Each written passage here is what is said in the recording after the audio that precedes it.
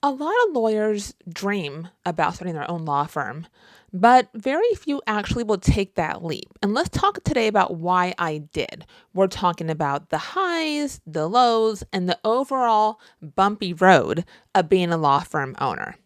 I'm just going to take you back to when I was in law school. I graduated law school in '09. So when I was in law school, I thought I was going to be a government lawyer. I was a Rule 9 intern, which just meant law school is 3 years. After 2 years in Washington State, they have this Rule 9 internship where you have like a limited license to practice law. And so I was at our local county prosecutor's office and I was doing misdemeanor cases, the arraignments, the jury, the trial, like all the hearings. So you can do that for misdemeanor cases as a Rule 9 intern. That's what I was doing. And then I went to our Attorney General's office for the state of Washington, and this was back in 2008. Again, I graduated law school in 2009. Do you happen to recall what happened in 2009? The market crashed right when I graduated. Total crash. State budgets frozen. They couldn't hire. No one was hiring. Like I was finally finishing law school. Like I had went straight through high school to college to law school, like no breaks. I graduated. I was a lawyer at 25. I went straight through. And as soon as I'm finally done with school and ready to pursue the career of my dreams, market crashes, no one is hiring. And it was just like, are you freaking serious right now? Like this is happening to me right now. But I'll tell you one thing about me, and I think same is true probably about you if you're a lawyer as well, is that like I always figure things out. And I'm sure you probably have that same knack also. And I don't always have the answers, but I know that I can figure things out. I can figure out what the next step is that I need to take. Again, I don't know what the end result's going to be, but I know how to put one foot in front of the other. So what did that mean for me then? What I did is that I started cold calling and reaching out to local real estate law firms. I had always kind of had an interest in doing real estate. But I didn't have any experience in real estate, but that's where I focused my efforts was just small local real estate law firms. Now, most of them like didn't even respond to me. A few said like, thanks, but no thanks, which is really their loss because I'm a total rainmaker. So jokes on them for passing on me for that one. But there was one local law firm that did reply and brought me on part-time. And this is even before I had my bar results. Like I was out there trying to find a job while I was waiting for bar results. So that took like 3 months to get bar results. I think I took the bar exam in July of '09 and didn't get bar results until October of '09. But like that August, that September, like I was going to find me a job. Didn't know if I passed the bar. I felt pretty good that I passed it, but didn't know for sure until I actually already had this job where they brought me on. And so shortly after that, I actually got pregnant with my first daughter, then had my son, my second child, about 2 years later, and fortunately was able to work part-time during this time. But I had just gotten to a point at that firm where I felt like I hit a ceiling. Like I needed more fulfillment for my career, but I knew like I couldn't go work at a big firm like downtown. Like I didn't want to have that kind of a commute. I didn't want to be working 60 plus hours a week. Like I needed to figure out how I could take matters into my own hands. I needed to figure out how I could have a career that was going to be rewarding and fulfilling. I had worked so hard to get to this point, but then also allow me to, be, there for my family, be a mom to my kids, be a wife to my husband, and just have those two things, again, not in perfect balance because there's never a perfect balance, but being able just to have both, to juggle both, but still feel fulfilled for myself, just like personally. And it took me, gosh, a while.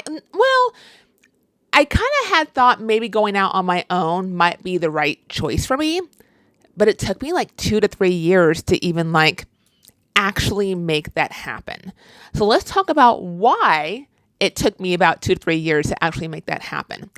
It was all the fears. And I'll tell you that like people don't always see that side, right? Like people see that, you're a lawyer, you have a law firm, you're a business owner, you have, all these things, all these successes and everything comes easy for you. Like absolutely not. Like, you're busting your butt to try and get to where you want to go, right? And trying to figure it out, along the way. Like, people just don't see all the hard work that goes into that process.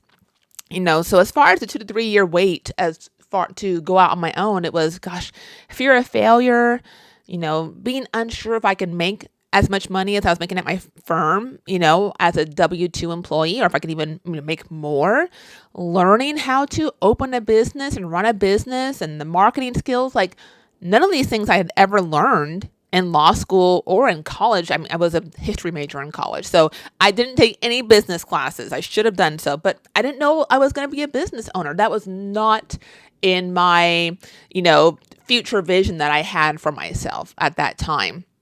And so, I think the long story short of why it took me 2 to 3 years to go out on my own is because I was in my own way. Like, it wasn't anybody else's fault. There was nobody telling me no. I just spent so much time doubting myself and just being unsure if I could do it. So take a lesson learned from me and don't do that to yourself. Like, stop denying yourself your dream. If you want to open a law firm, then you need to decide, when are you going to do that? When are you going to make that happen? What is the open date of your law firm going to be? And then you just work backwards from there on your timeline of things that you need to do to make it happen. And just because you're going solo doesn't mean you have to do it alone. I'd be happy to work with you in building a law firm that you've been planning for, one of your dreams, to help you achieve your goal of being a law firm owner, to help turn your dream into a reality for yourself. And I think even more importantly, like, to help you get out of your own way. Because there's never a perfect time to go solo.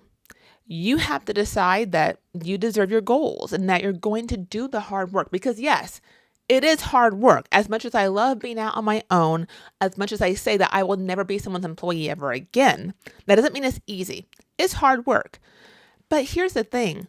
The time is going to pass anyways. The next 90 days are going to pass. The next 6 months are going to pass. The next 1 year is going to pass. So why not spend that time pursuing something for yourself and fulfilling your own dream and making that a reality for yourself?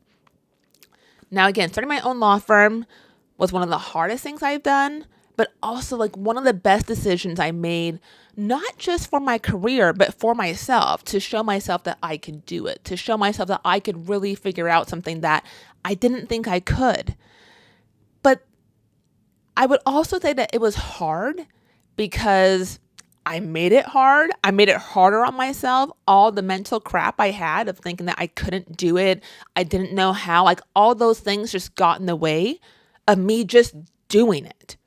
So if you're a lawyer thinking about going out on your own and starting your own law firm, I say stick around.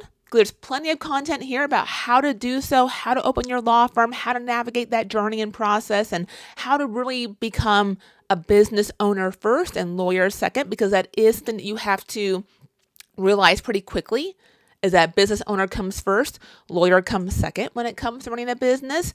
But I'd love to have you stick around, and I'll see you in the next one. All right.